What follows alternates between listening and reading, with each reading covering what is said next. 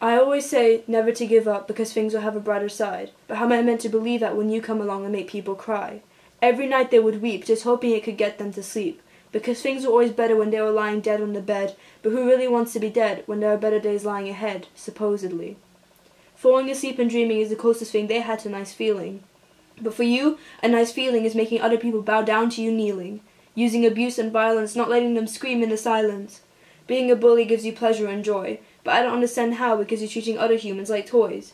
Can you really feel happy and glad when you know you've sent a kid home sad and mad? Every day you would push down and scream. No one would pay attention to how mean you were being, except your victims, because they feel like they are in prison. No one can hear them or see them, because of the closed bars you've created. Is this now their fate, and is it too late? You send them home, scared and shivering. You're killing their insides with sending them on these rides of pain. It's driving them insane. Who knows what could be happening? They don't tell their teachers or their parents, and who knows if they have any friends, because at school you make them look like a fool, because on the street they will get beat by you and your gang, and maybe that kid has now gone home to hang. You may think this is all a joke, but one day the kid you're bullying will choke. They'll give up, they won't be standing anymore. You would have ruined them straight to the core.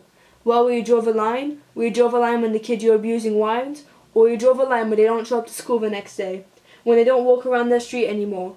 When you go to their house to see if they're there and they're not? Will you draw the line when you find out about their funeral? Will you draw the line when you read the note they left behind about how this one kid at school was abusing them so much that they couldn't take it, and how their education and life was ruined because of a bully?